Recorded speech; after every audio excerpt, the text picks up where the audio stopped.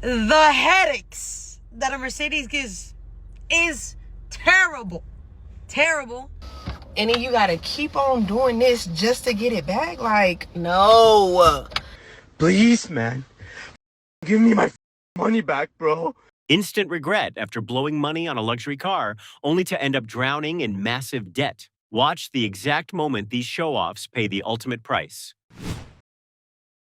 Tired of being a BMW owner. I changed the fuel pumps. New fuel pumps good. Pressure good. Car crank, car no start. Neither car starts. Okay. Been on every Reddit post, been on every Baron post, been on every BMW forum. Nothing. Bro, nothing. Like, Benjamin Netanyahu, please strike these cars down. Okay, I know that this is so frustrating it's almost funny feeling. You replace the fuel pump yourself, thinking you finally fixed it, and the car still won't move an inch. That's enough to make you want to punch the thing, but honestly, that's just part of owning a BMW. It'll test your patience like nothing else. Waking up to two bimmers sitting there dead, at that point, all you can do is laugh and shake your head. This video is for Mercedes-Benz. I live in LA. I have a Mercedes-Benz. It's a 2021. I had to take it into the dealer because the engine light came up. And as many as you know, the factory warranty ends when you hit 50,000 miles or the 4 years, whichever come first. The engine light came up. I had to take my car. I took it to the one in downtown LA, and after 8 days, I was told that I emailed the Mercedes. I don't know. I just assume I emailed the main people, and they told me I got a case number because I'm asking for a Goodwill repair because they want almost $2,800 to replace the injection fluid. I don't know, injection something, injectors. They didn't give me a loaner. I have to rent a car. And also, they charged me $900 for a diagnose. There's two diagnoses. The first one, they didn't figure out what it was. And Mercedes-Benz, one of the reasons why I choose to have your car and work hard to make sure I always feel safe, it's because I've never had an issue with you guys. And right now, it's too premature to be going through this and spend this amount of money. It's ridiculous. And then they didn't offer me a loaner. My advisor's like, oh, I can't give you something we don't have. I'm a freelancer. I have to, work whatever job I get. And it's too early on to be going through this. And Honestly, this is what happens when you buy something you can't afford. As someone who's driven luxury cars for years, here's my rule. Maintenance and repairs should just be a line item you pay without sweating it, not something that breaks your spirit. If a $3,700 bill brings you to tears, you couldn't actually afford the car in the first place. That's why living within your means is the best way to protect yourself. If you're crying about maintenance, it's time to get a Toyota or something. Unfortunately, if you can't afford maintenance on a vehicle, then you can't afford that vehicle. Lexus or Toyota is the way to go, and this is why we don't live outside our means. Yo, please, man. Give me my money back, bro. Bro, give me my Having a luxury vehicle is nice until you have to do luxury vehicle maintenance. I just picked up my G-Wagon from the dealership and had my 1-year service done, which is like oil change, filters, all of that kind of stuff. $2,100 just for that. And then on top of that, I do drive like a dumb bitch, and I almost loaded up in the back of somebody else's vehicle, and I had to lock it up and kind of skid. So I needed brakes and brake pads because I drive like a dumb bitch. That was an additional $3,200. So now we're up to $5,400 for brakes, brake pads, and basically an oil change. I'm thinking that's probably a little on the high side. Am I right? What do brake pads and an oil change, what does that cost just normal? That $3,200 brake replacement after a hard stop is pretty much textbook for a G-Class. Their brake rotors are huge and made of specialized materials, so every replacement is a hit to the wallet. From my own experience, if she wants a comparison, routine maintenance for an entire year on a standard midsize car probably costs just a tenth of this single bill. You want to know what's crazy? The fact that Tesla made a future car, okay? And tell me it was 90 degrees outside and the air conditioning reduced thing comes on and now my AC don't work because the car needs to cool down because the car is hot. Okay, you know who else is hot? Me! Me! So now I'm sitting in the car and it's sweating. Anyway, I hope everybody's having a happy little day. Bye. Tesla feature: self-driving, self-parking, and now self-caring. Who needs human comfort when the computer gets to live its best life?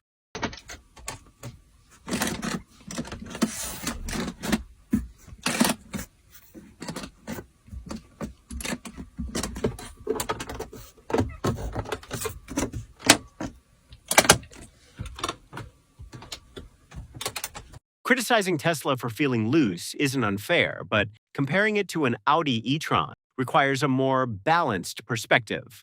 Audi naturally outperforms it in traditional leather quality and chassis solidity, but in return, the ecosystem and software of Elon Musk's EVs still retain a dedicated customer base. That cheap, squeaky plastic feel is a major downside in terms of build quality experience, clearly reflecting the company's focus on mass production cost optimization.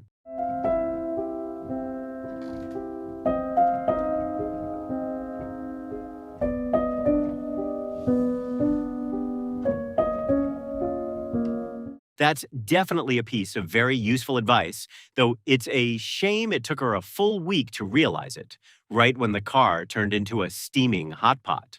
Buying a car on Marketplace based on a few polished photos is no different than dating on Tinder. So my car is a Mercedes, right? Convertible. I bought it about like a year ago. And the headaches that a Mercedes gives is terrible. Terrible.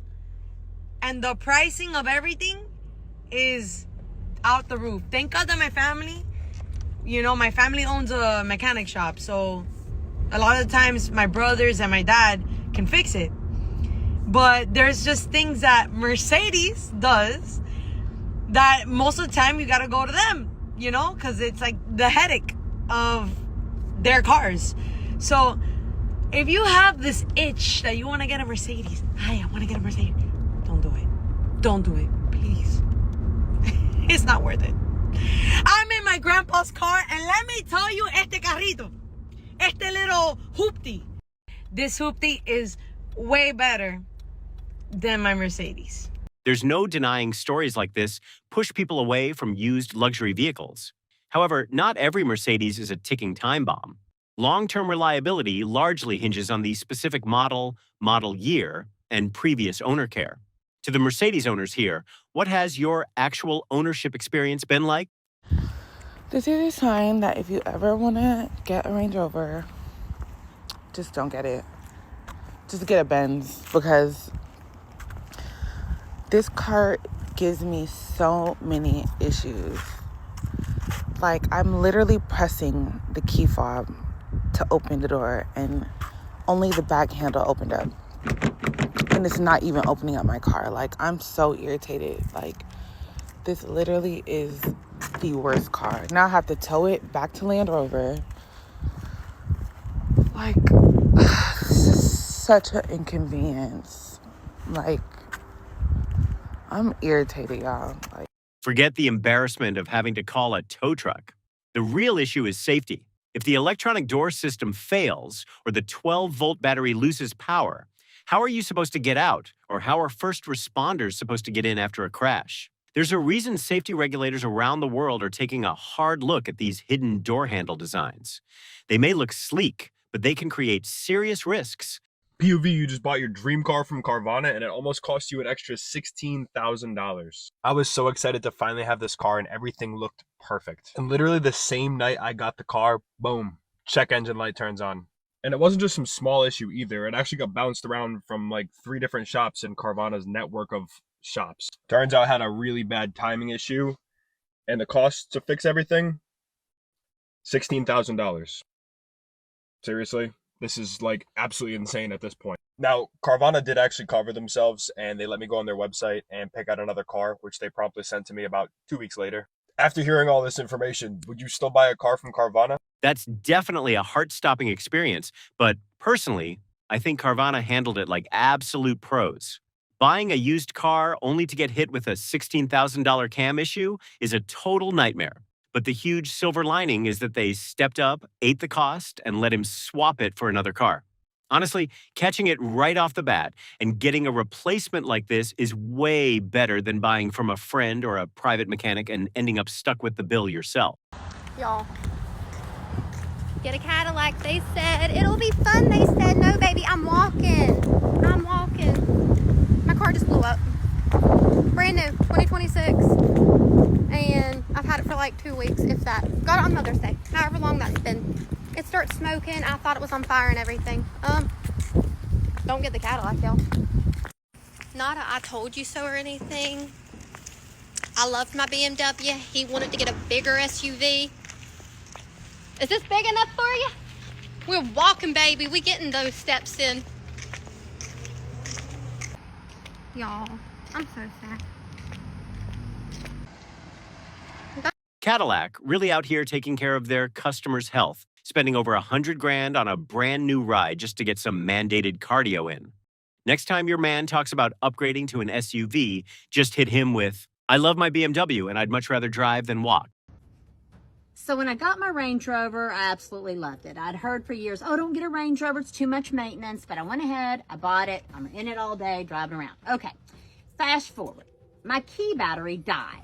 So I had called Range Rover and I said, hey, what's wrong? My car won't start. Everything turned on, so the battery wasn't dead, but it wouldn't start. Called Range Rover and I said, hey, I need to get a key. Could I just, have one mailed to me? And like, oh, no, you got to drive to Cincinnati. You got to come in, have it matched, have it fitted, all this stuff. I'm like, okay, how much is a new key? $700 for a new key.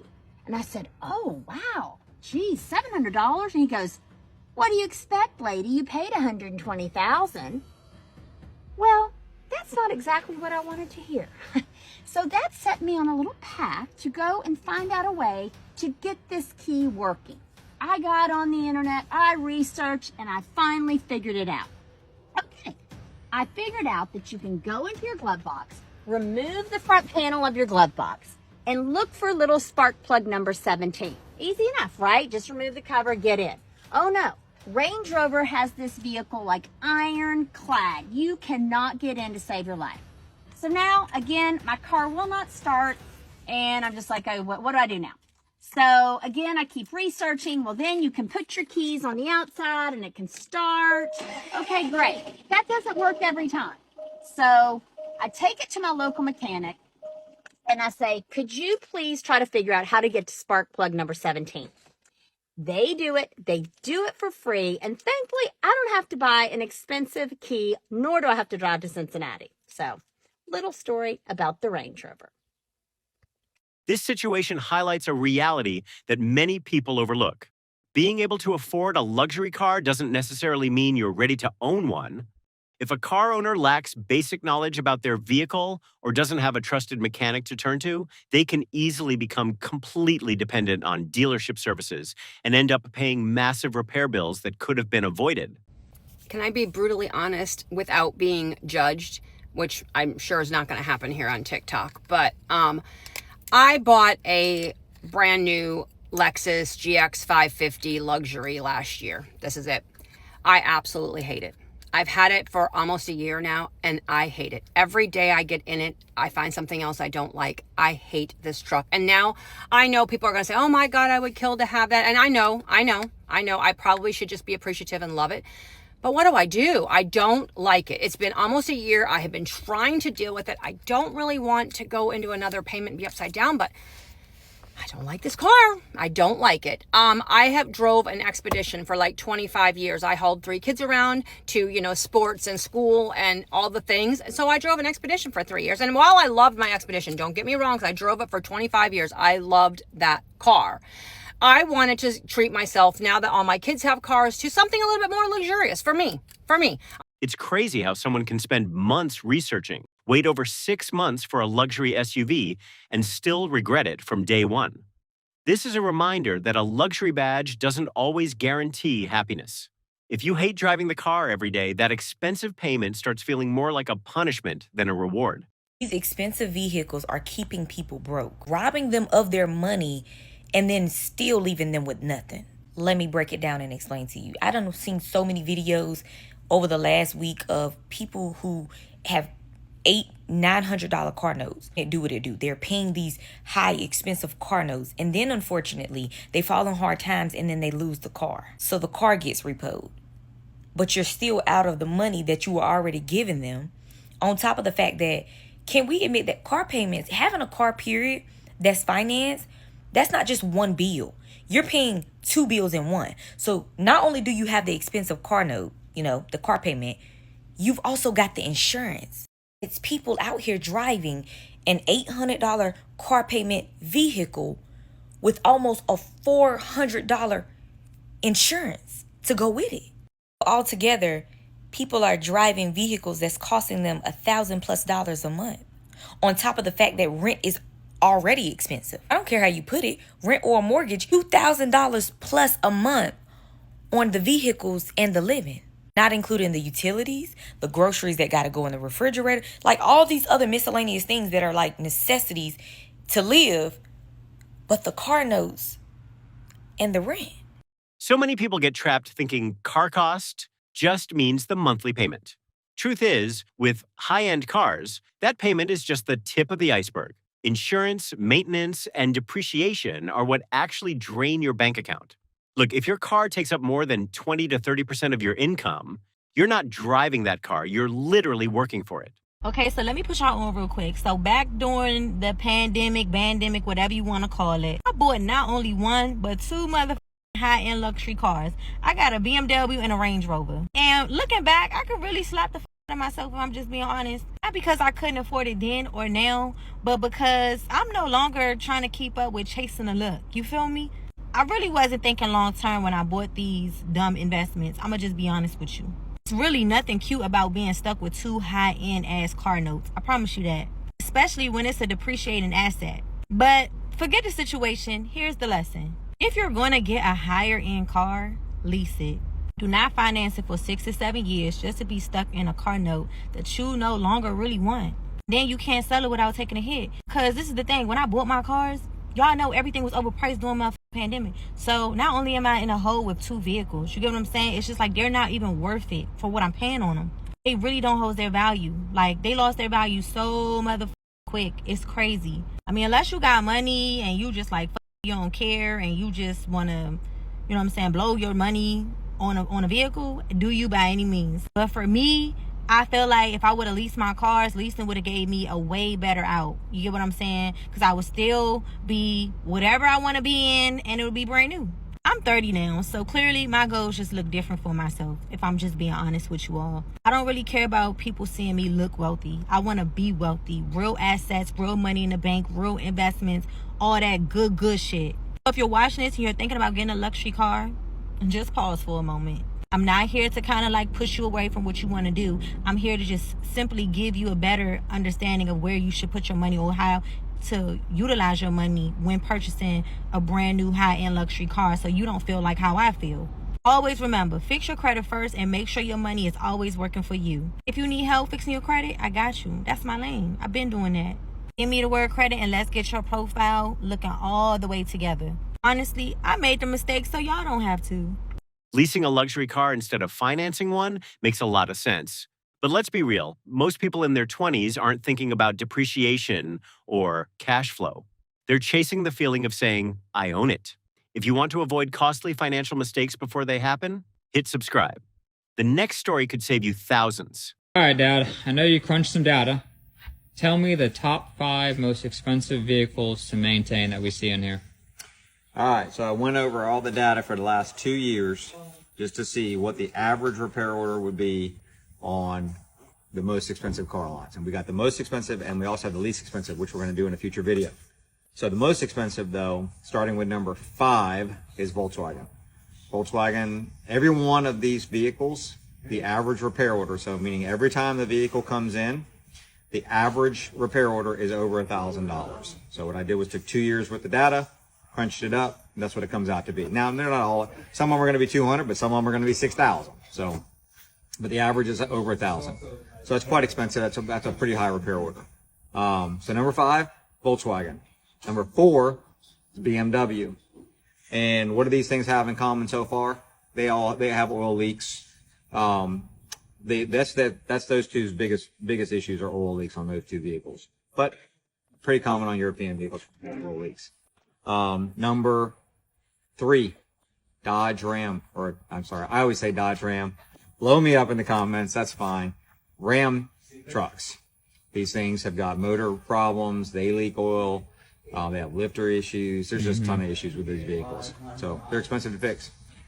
Number 2, Land Rover. That's not surprising. Yeah, you watch one of our previous videos, or several of our previous videos. Oh, we have lots of Land Rover videos. Lots of Land Rover videos. I don't know where to begin on these things. They have lots of engine problems. They're just coolant issues. Coolant issues. There's just tons of problems with those vehicles. And then number 1, the Land Rover sister, is Jaguar. Oh, yeah. And that average repair order is actually over $1,500. So that's not surprising. A lot of money in these things. Again, those 2, oil leaks, engine problems, electrical problems, a lot of different stuff, suspension issues, things like that. So those are the top 5 most expensive vehicles to repair as far as on a everyday basis in our shop, in this shop. So hope that helps, and we are going to have one with the lowest cost. Least expensive ones. Yeah. There's a couple on there I wasn't expecting, so I know I'm interested. There were some surprises on that. Yeah. Cool. All right. Thanks, man. All right. Truth is, you don't even need to buy an ultra-luxury car to experience going broke from repairs. The mainstream brands in that list are basically cut from the same cloth as Audi or Dodge under the Stellantis umbrella. That's why Maserati and Alfa Romeo have been absolute wrecks with their chronic, unresolved issues for years. What brand fan base do you assume has the most regrets? Maserati. What brand fan base do you assume has the most regrets? Audi. You know what I'm talking about. What brand fan base do you assume has the most regrets? I want to say Maserati, but also they might not have enough brain cells for it. I would say Alfa Romeo for buying the car. Honestly, Alfa Romeo and Maserati are just living off their past reputations at this point.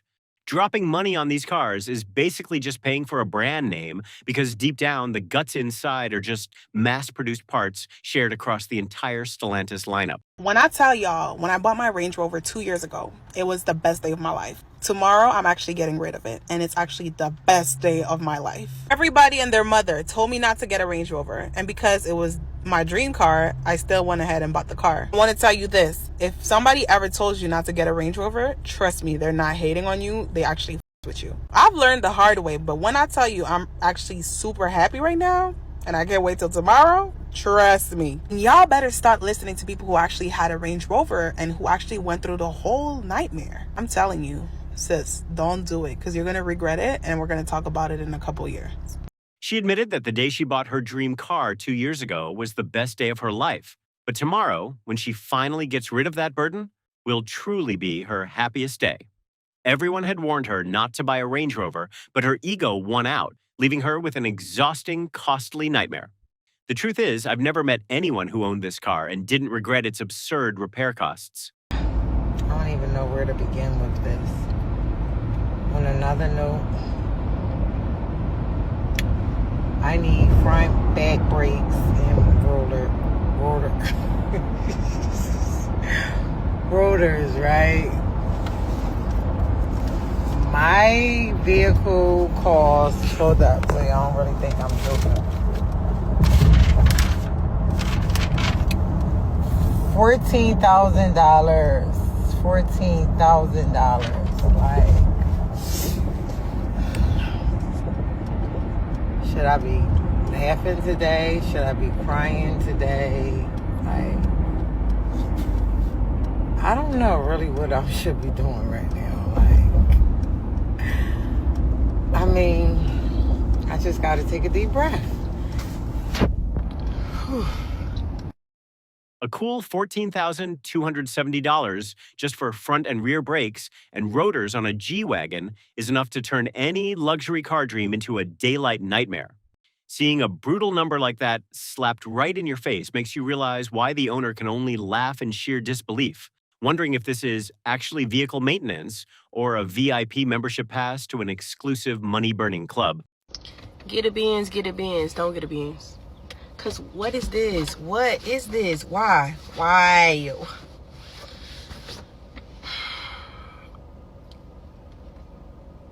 Somebody tell me, where do I go to fix this? Where do I go to fix this?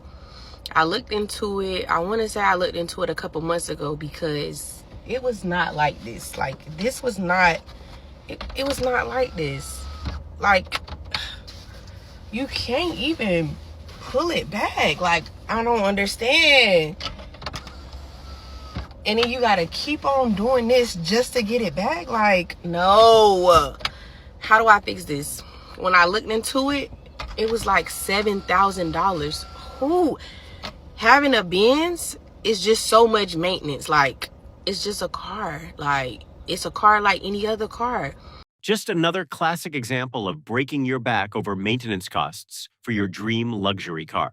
Sure, you buy a luxury car to enjoy it, not to babysit a mountain of stupid quirks and fork over a fortune for nonsense like an armrest melting in the sun.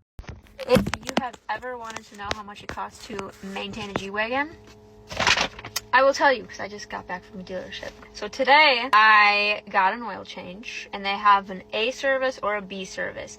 I did the A. A service is oil change, filter, they check all your fluids, and then they just check like if you need brakes and stuff like that. So that came to a total of $364. And they recommend you get your oil changed once a year or every 10,000 miles. And they checked my tires, they didn't even need to be rotated, so it's a good thing I didn't get the B service. They did say that I need new rotors and brakes in like a little bit. Not quite yet, but soon. New rotors and brakes cost, the front brakes and rotors cost $4,959. And then the back rotors and brakes cost $3,284 for a grand total of, labor $479, parts $7,764 for a total of $8,697.31 for brakes and rotors. This is my first G-Wagon, so I don't really know how often the brakes and rotors need to be replaced, but they said around the mileage that I'm at is generally when they get replaced. So that's that. And then I'm pretty sure my Lambo is going to need rotors and brakes soon, so I'll be curious to see how much those are going to cost. But yeah, the Lambo is up next. It's getting an oil change Wednesday, so let me know if you want me to do a video on that. An easy $364 for an oil change is nothing.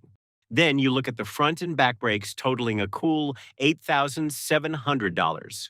The total damage for a single maintenance run is practically the price of a brand new economy car. Is this kind of pricing actually the luxury car standard, or is the dealership just inventing problems to rip customers off?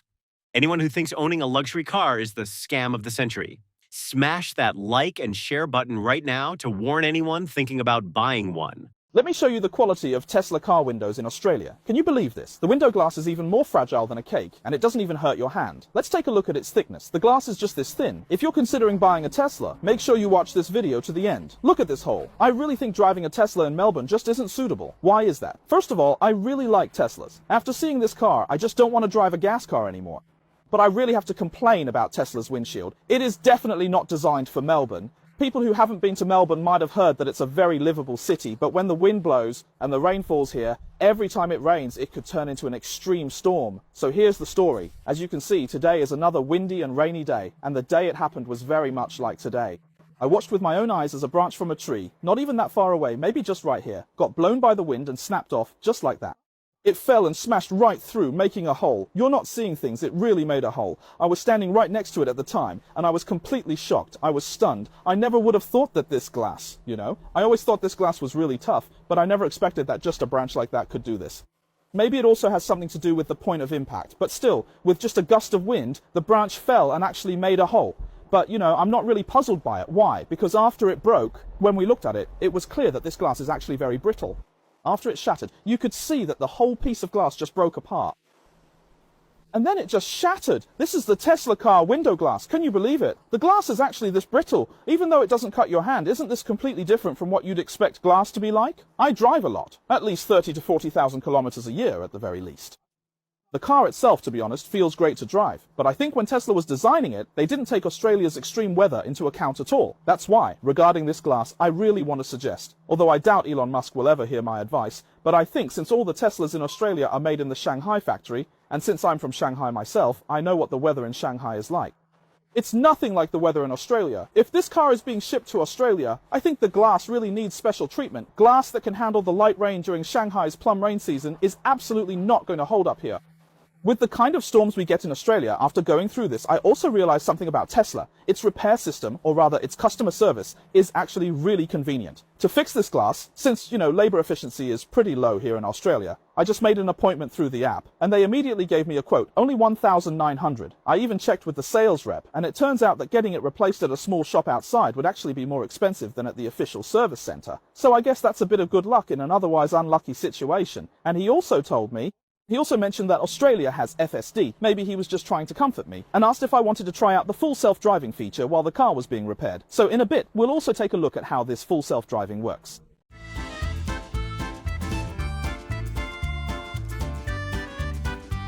Everyone ends up painting their own clown face when they fall for the luxury cars are a great investment pitch.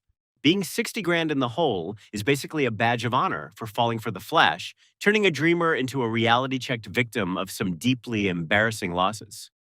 You see, sometimes, yeah, you want nice things, luxury, and you're trying to do Guy. Guy comes at a cost, you know. Look, guys. I wanted a pan roof on my car, yeah. Every car I have has to have a pan. Now, look, the sun yam out my Saturn. 200 blood clot pounds, and it's second hand. Can you imagine? Oh, yeah, and look. Because now my car's been overheating day in, day out. Look. Stop vehicle, leave engine running. You can't win. Sometimes I feel like, you know what? Let me just get a Peugeot and done with. Car.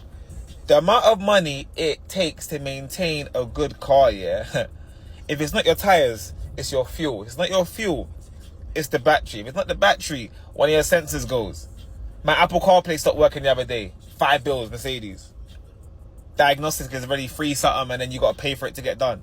Like, bro, driving is not cheap, man. Owning a Mercedes turns out to be a constant charity campaign for the car maker, with owners constantly opening their wallets for all sorts of silly little glitches, like a bubbling armrest and sky-high diagnostic fees.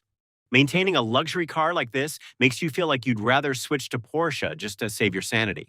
Y'all, watch this door. Ready? If I go like this, and you have to touch anything.